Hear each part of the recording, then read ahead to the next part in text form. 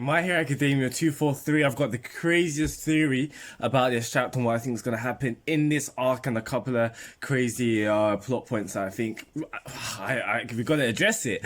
But before I get to that in a second, Endeavour, he is the number one hero. He's the hero where the big three of Class 1A are interning at. And this is really, really cool for a couple of things. But, like, how crazy is it just to think about the change in his character? Whilst I was reading this chapter, and even though when Deku was thinking back when he said to Endeavour, "Oh, Todoroki's not like you," kind of thing.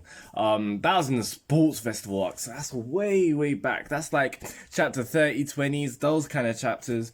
So we're talking like a couple of years ago, maybe like 3 or 4 years ago.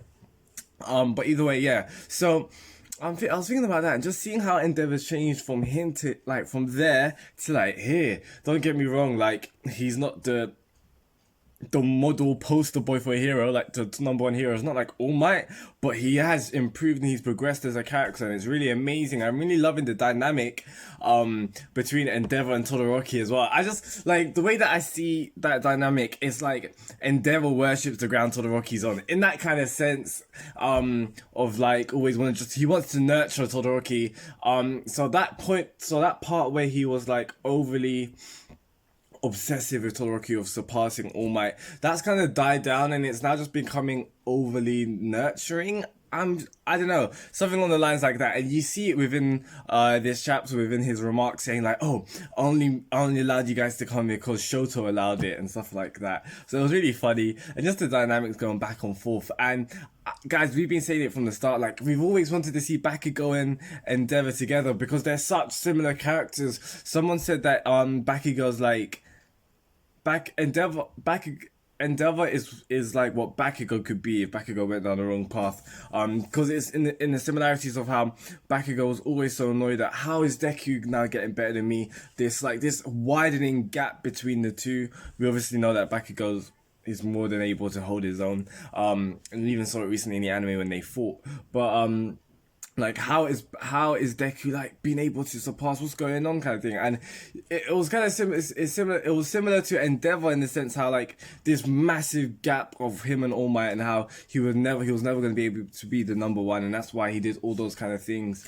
Because he was just driven by that. He was driven by that obsession to be the best. So it's really intriguing, and I feel like Endeavour can be a really great hero to Bakugo, or even like a mentor as well, because they've got such similar personalities as well, just that brutish kind of character. And you saw it when even Endeavour was becoming, when he was made the number one, he had to become a bit more like caring and loving to the fans and all that kind of stuff. So it's really funny to see, and you can kind of see a little bit of Bakugo and Endeavour in that respect. So I'm really excited to see just how Endeavour interacts with Bakugo, and if Horikoshi's really prepping or setting it up for Endeavour to be a sort of mentor figure to Bakugo, just as Best Jeanist was. Like, his existence right now is in the air right now. We don't really know. It was kind of weird because, like, you had that panel of him in a body bag, and now we just, like, it's just glossed over. So, speaking of body bags, Hawks. Now, yeah, Hawks is gonna die in my opinion, isn't it? It's so interesting. Like this chapter, this is the thing about the Paranormal Liberation Front. By the way, at the end of the chapter, you see Hawks with the book, like their manifesto. It's the Paranormal now. That's what it's titled. So obviously, it's gone back into reprints and all that kind of stuff, and that's just solidifying the fact that they're no longer the Liberation Army. It's the Paranormal Liberation Front. It's literally solidifying the fact, especially to us readers, that the League of Villains, they're no more. They're in this for the long haul. It's not like a little alliance that we saw like during the overhaul arc with the League of Villains and the was it Yakuza, like that kind of gang with Overhaul's gang. It's not something like that. This seems much more permanent, seems much more solidified, and I guess it's only because like Shigaraki basically calls them into, not like submission, but technically, yeah.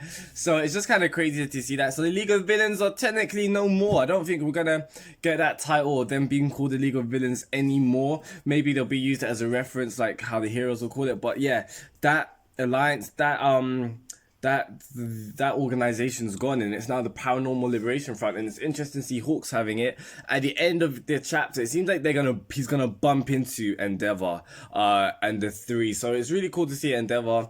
I was just like, oh, come on, come behind me, like just stay behind. And you see like the couple of pages with the big three kind of catching up: Deku, Bakugo, and Todoroki. They've got like the cases. That's really, really awesome.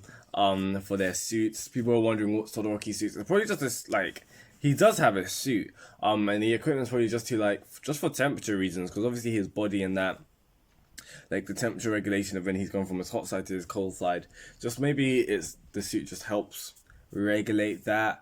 That's what I'm assuming.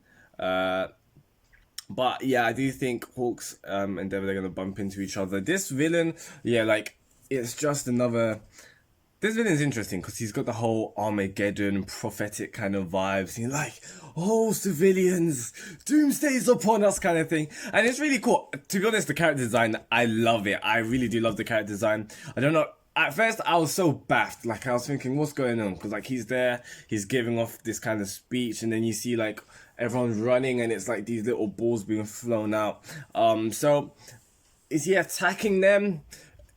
Maybe so, but it seems weird. I thought he was just one of those people. You know, like, oh, where have I seen something like that? I feel like it's in Batman v Superman. I may be wrong. Or in or maybe Justice League. I can't remember, but there's a scene where there's a homeless person. And, like, on his cardboard, it's just like, oh, yeah, it's like a Bible verse, or it's something like, oh, like doom is here. Like, something like that kind of thing. So that's what it kind of gave me the vibes of. But yeah, if this guy's a villain, well, I don't know what this guy's agenda is. Like, why is Hawks there? Was Hawks going to recruit him? I don't know. But like, what's really funny seeing this with the Paranormal Liberation Front? This, like, even Hawks makes a joke about it. They're screaming liberation, freedom, and all that kind of stuff. But it's very totalitarian in the sense, like, it's very restricting and controlling. Hawks' movements were being monitored, all of that, by that guy. Sliding hero, big hero. Oh, I can't remember his name, but you know who I'm talking about. Him. He's fishy from the jump. He's been fishing. That's one of my theories. I think he's either gonna have Hawks. He's gonna tell on Hawks to like the liberation people, or I don't know. The guy's just weird. I'm just getting some odd vibes of him. I do think Endeavour is going to like find out about Hawks. But the thing is, I don't know, I feel like there can possibly be a scenario where one of the heroes finds, because bear in mind the heroes don't know Hawks is a double agent or anything. So if a hero finds out what Hawks is doing, in their mind they're going to be like, you're a traitor, but technically no. And like, Hawks would probably keep us covered being like, he probably won't tell them the whole thing because he can't, like, he's working with the government, the hero officials. So I wouldn't be surprised if Endeavour literally fine, because Endeavor's a detective. Like, he's really good with his investigatory. Oh my gosh, he's really good with his investigative work. So like, I wouldn't be surprised if he just bumps into or just finds out like Hawks, and it all hits the fan there. So yeah, is Hawks gonna die? I mean, yeah. Is he cool? Yeah, that's what I was remembering. Hawks is gonna get caught out. So he has 20 micro devices on him. So whoever he talks to, everything's being monitored. He says it even to the people. It's just like, yeah, our calls are gonna be monitored. Let's speak in codes from now on. How can he not get found out? Like, do you get what I mean? He is gonna get found out. And it's crazy because Skeptic was talking about how, like, oh yeah, this will be used to find out all this top secret information about all the top heroes and all that kind of stuff.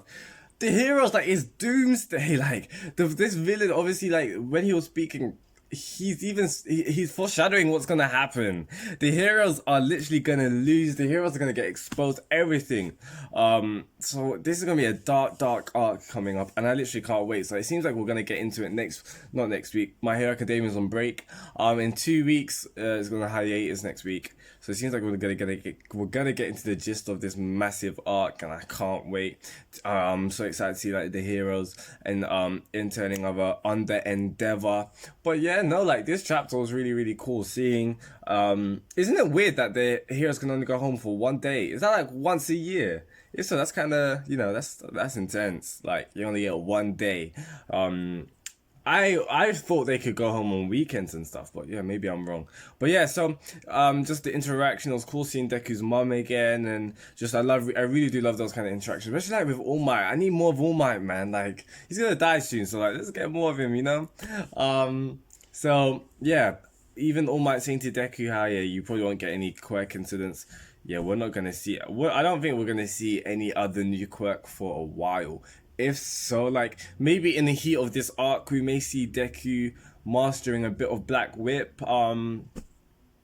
But that's about it. I don't think we're going to see anything else. So don't get your hopes up for anything regarding those quirks and all that kind of stuff. So yeah, guys, that's enough from me. Please tell me your thoughts in the comments below. What do you think about this chapter? Hawks, like, what do you think is going to happen with him?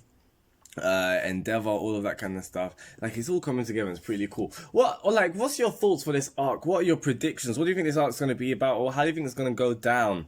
If you're new to the channel, subscribe for weekly reviews of My Hero Academia. Click the bell icon to be notified when a video drops, and I'll see you in 2 weeks for that greatness that is My Academia. Peace out, guys. Goodbye.